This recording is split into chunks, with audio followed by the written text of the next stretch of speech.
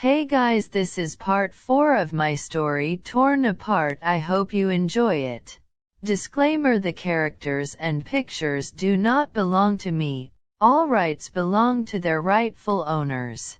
I don't see the characters the way I portray them in my story. As a reminder, my first language is not English. My English is not the best. This story contains a lot of angst.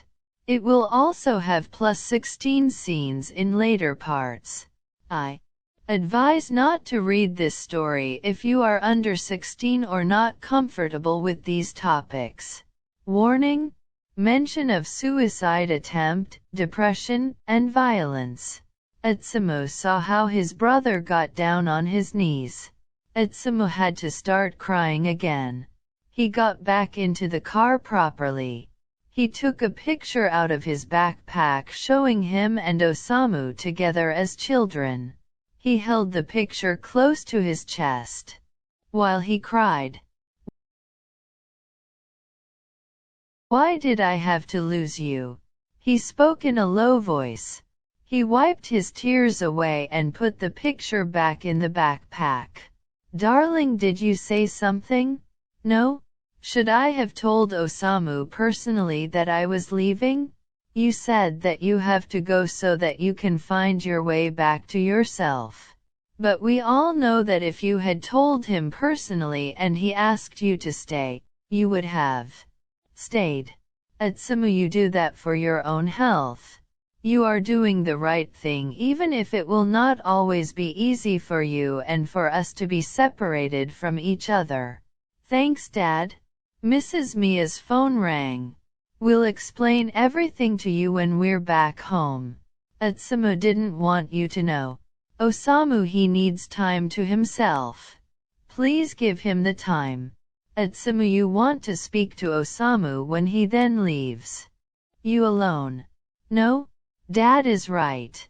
We need distance from one another. I'm sorry honey, but he doesn't want to talk to you right now.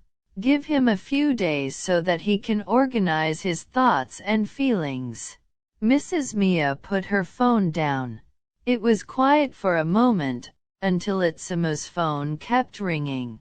Etsumo opened the chat and read the messages, but he didn't answer him.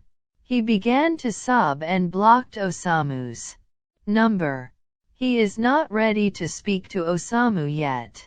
His phone was quiet for a few minutes until he received a lot of notifications from the Team GC. He read what the team wrote through the notifications. But the message "or for your team. We need you" made him very angry. Etsumo decided to answer the GC. Maybe his words were a little too harsh? Maybe, but the team didn't deserve any nice words, not after everything they said to him. Etsumo would forgive Osamu for anything, and it is not that he hates his brother for everything he has said and done to him. It's more that he's disappointed because Osamu trusts him so little, and he's hurt because Osamu treated him so badly. His brother's words and deeds left deep wounds in his heart. Can you heal alongside the person who caused the wounds? No. Etsumo doesn't believe that he can heal if Osamu reminds him of everything over and over again, or if he continues to be treated so badly. He needs non-toxic people around him to heal his heart. Etsumo also understands why nobody believed him when he said the truth. Samira has faked pictures on which it looks like they are sleeping together. He was even surprised that Kita believed him. But Kita is the only one who knows about Etsumo's anxiety. Etsumo suffers from autophobia, a pathological fear of being alone. In autophobia, the fear of spending time alone, of being alone in life in general, or of being abandoned is accompanied by a great sense of suffering. Etsumo is in therapy because of the fact that Osamu has turned against him. After that, Etsumo started having physical symptoms. such as dizziness, accelerated heartbeat, and profuse sweating, and he sometimes has panic attacks. Maybe Kida believed him because he knows about his fears. Etsumo's parents drove him straight to school so that he could train with his new team. They actually wanted to go to the Comoros first, but because they were in a traffic jam for 2 hours they didn't arrive until 5 p.m. in Tokyo. Etsumo waited in front of the gym until the team came out of the club room. As soon as he saw Kiyomi he ran to him and jumped into his arms. Kiyomi caught him and hugged him tightly. After a few minutes, they released the hug again. They kissed with love and passion. After that, they went to the gym to meet the rest of the team. There he greeted Motoya and the others from his new team. Etsumo spent the weekend with his parents. They moved his things into his new room, the room of Motoya's older sister who no longer lives at home. They also went to see Tokyo together. On Sunday morning everyone had breakfast together, Motoya and his parents, Kiyomi and his parents, and Etsumo and his parents. They said goodbye to Etsumo's parents who had to go home. Etsumo went into his room with Kiyomi. As soon as Kiyomi closed the door, Etsumo could no longer hold himself together. He fell on his knees, he started sobbing and crying. Kiyomi walked over to him quickly and took him in his arms. Motoya heard Etsumo crying and also entered Etsumo's room. Motoya knelt next to them. Etsumo, is everything all right? Can I do something to help you? Get him a glass of water? Motoya ran into the kitchen. Kiyomi sat behind Etsumo. He closed his arms tightly around him and rocked him back and forth. Etsu baby, everything is all right, you are not alone. I am with you and Motoya is there for you too. Baby, calm down. I will always be by your side. Kiyomi placed light kisses on his temple. This managed that Etsumo could calm down again. He broke away from the hug and turned and hugged his boyfriend again. The two lay down on the floor together. Etsumo lay on top of Kiyomi and buried his face in the raven's neck. Kiyomi put one arm around the older's waist and one gently on his head and ran his fingers through the fake blonde hair. Motoya came back into the room with the water. The couple got up and sat on the couch. Are you feeling better, Tsumu? Yes, it was just a little too much for a weekend. I already miss my parents and I wish that old Osamu was here. Tsumu, we will always be there for you. When you need someone to hug you when you feel lonely, I'll be in the room next door. You are now part of my family and I am always there for the family. Etsumo had tears in his eyes again. He hugged Motoya who was kneeling in front of him. Thanks Mori. That helps me a lot. I also thank you for introducing me to Kiyomi. I owe you so much. You don't have to thank me for that. I haven't really done anything. Maybe you didn't do anything big, but you saved my life with it. If I hadn't met Omi, I wouldn't have survived these 5 months. Flashback 5 months ago. At the All Japan Youth Training Camp. Etsumu arrived in Tokyo on Saturday. He went straight to the Ajinomoto gym. He was given a room there that he had to share with someone. He went into his room and unpacked his things. He saw that his roommate had already been in the room, but apparently left again. He saw that it had to be someone from Itachiyama because a yellow-green team jacket was lying on one of the 2 beds. Etsumo wanted to look around for a while. After about 2 hours he went back to his room.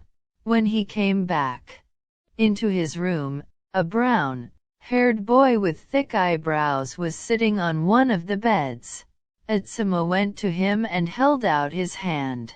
"Hello, my name is Miya Atsumo. I'm a setter and your roommate. I'm from Hyogo." The other took Atsumo's hand and shook it. "I'm Komori Motoya, I'm libero, and I'm from Tokyo. I go to the Itachiyama." "What school do you go to, Miya-san?" "Please call me Atsumo or Tsumo. I don't like it when people address me by my family name. I'm from Inarizaki High School." "Nice to meet you, Tsumo. You can call me Mori. You should get ready for practice." Atsumo changed clothes.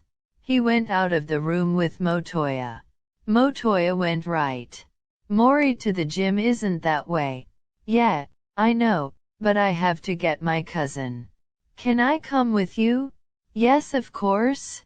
Atsumo didn't want to go to the gym alone, because he has been terrified of being alone since the incident with his brother.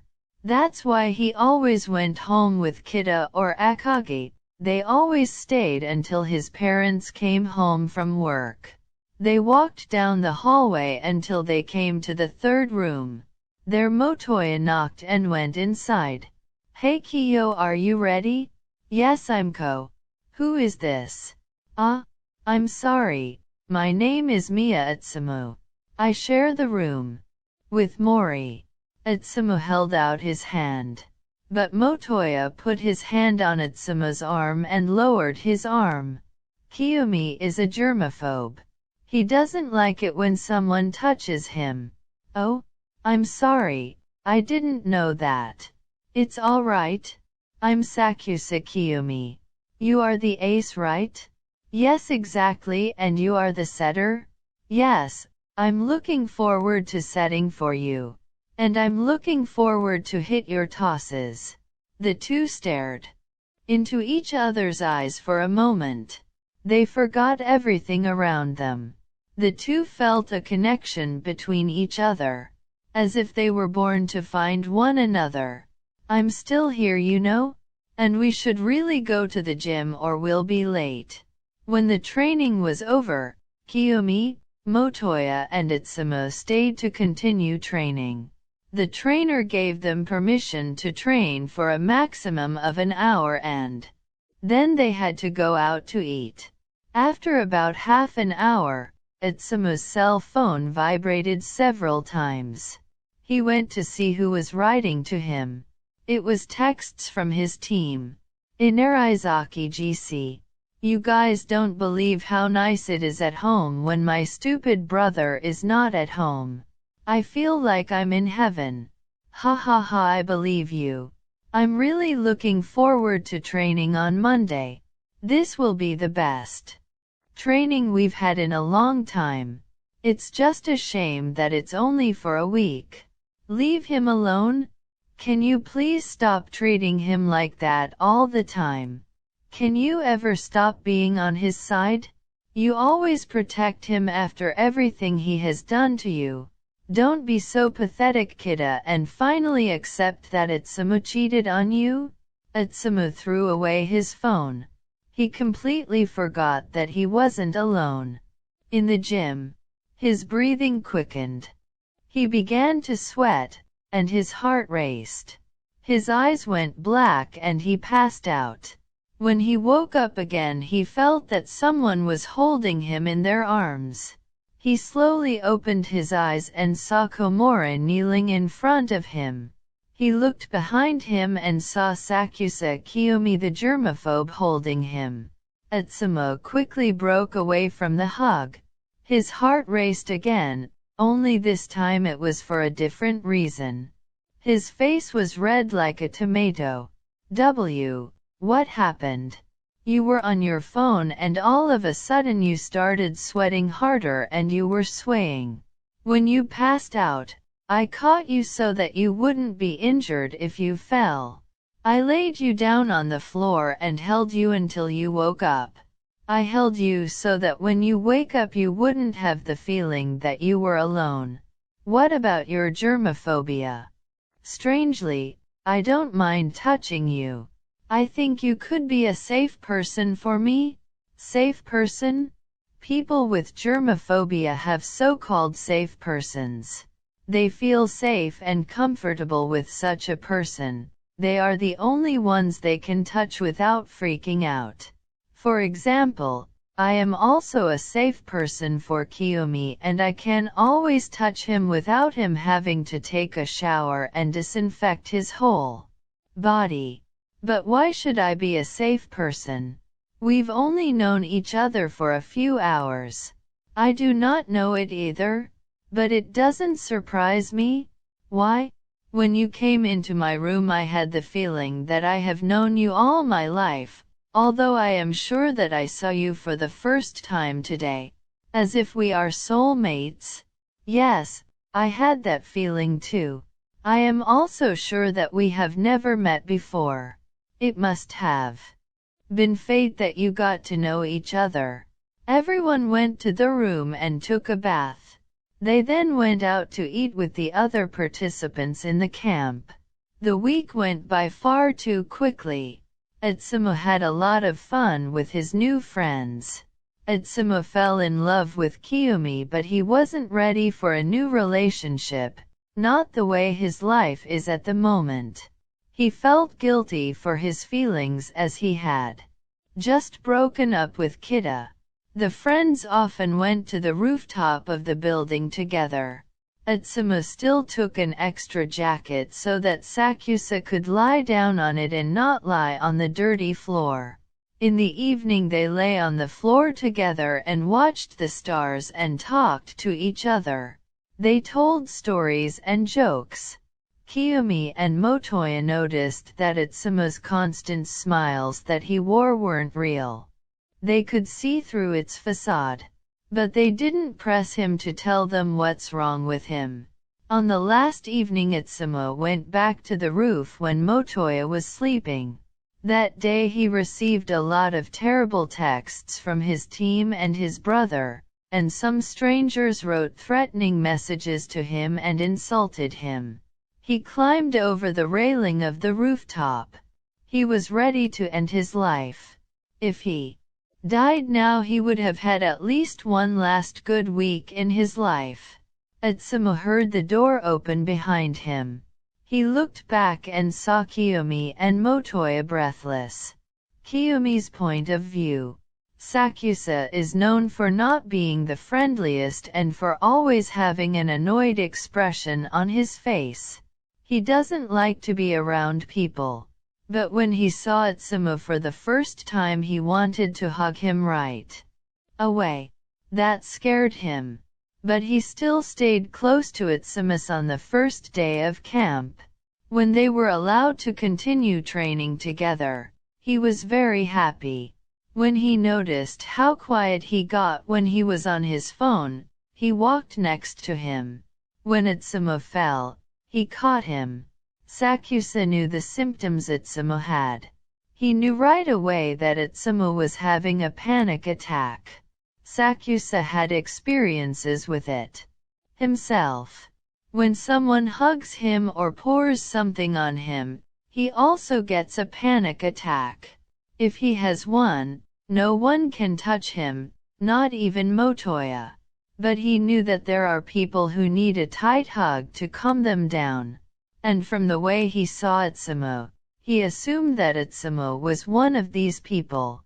Utsumo hadn't left Motoya's side all day, and when Motoya had to leave, he was always at Kiyomi's side.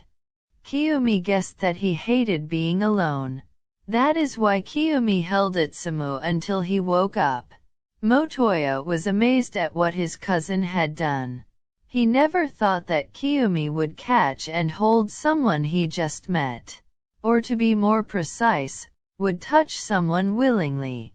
During the week the three got closer and closer, which made Kiyomi very happy. He had fallen in love with Utsumo at first sight.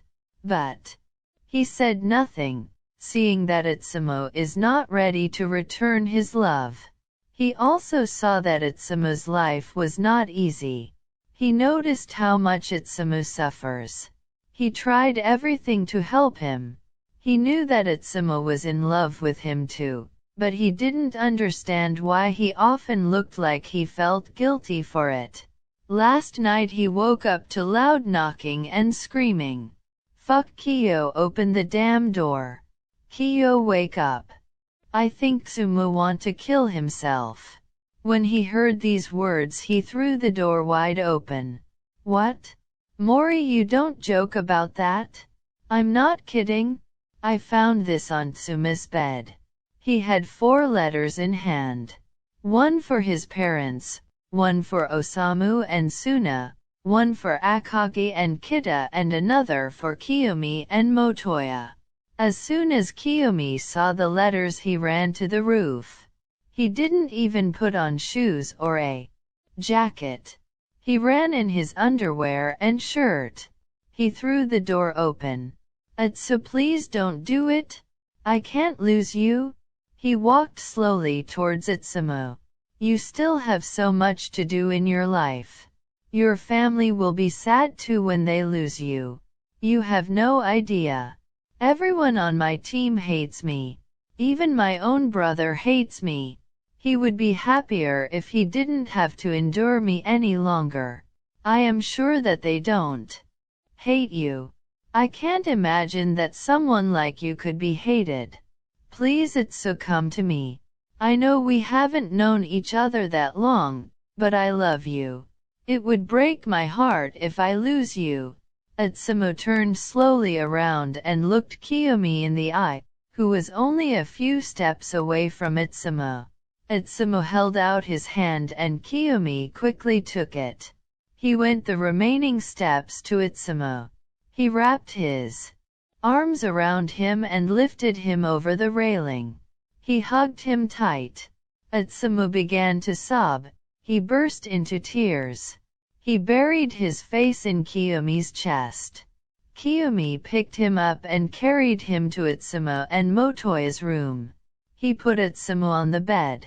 "Take care of him until I get out of the shower." "Of course I will." After he came back into the room, he lay down next to Itsumo. That night they slept in the same bed for the first time. Kiyomi was too scared to leave him alone. He feared he might try again. The next day when they have to say goodbye, "Itsu, the next time you see no other way out than to take your life from you, call me. I'll show you that you have reasons to live. Please promise me that? Sumo, please don't scare me and Kiyo like that ever again. You can call me at any time, no matter what time. I will always answer the call. I thank both of you. Also for keeping me from jumping. If I feel bad again I will call you. I promise, and I will never try to kill myself again." Itsumo kept his promise. Every time everything was too much for him at home or at school, he called one of his lifesavers. And he called often. Itsumo also spoke to his therapist about the incident. After which Kiyomi persuaded him to do so. The therapy was intended so that Osamu and Itsumo could solve their problems together, but since Osamu mostly never came, Itsumo needed the therapy to talk about his problems. End of flashback. Mori, if you hadn't taken me to Omi's room back then, or if you hadn't woken him up on the last day of camp when I wasn't in the room, I'd definitely not be here now. You both helped me a lot. Without you I would never have spoken to my therapist about my real problems. We are glad that you are with us now. I missed spending time with you." Motoya straightened up a little more and hugged Itsumo. He hugged back and pulled Kiyomi into the hug too. "I go to my room when you need me." Itsumo and Kiyomi watched a movie together and cuddled. They both missed being in the arms of the person they loved the most. After lunch they went outside to a park that had a volleyball net. They asked some of their team if they wanted to take part. It was enough that they could played 6 against 6. They played until around 4 p.m. and then went home again.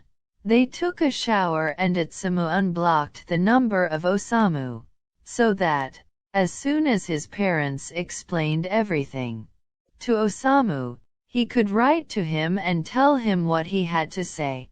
Itsumu was glad that Kiyomi stayed with him the whole time. He was nervous about reading what his brother had to say to him. I'm sorry this part was a little longer than planned. I wanted to write the conversation between Osamu and Itsumoto, but the part is long enough. I'll do it in part 5. I hope you liked it. I have a new Instagram account where I will make updates and where I will upload eventual smut scenes. Sakuatsu Heart. Link is in the description. I apologize for the grammatical errors. Write me a comment how you liked the story. Don't forget to follow. If someone wants a video, please let me know it. I will try to write your ideas as best as possible.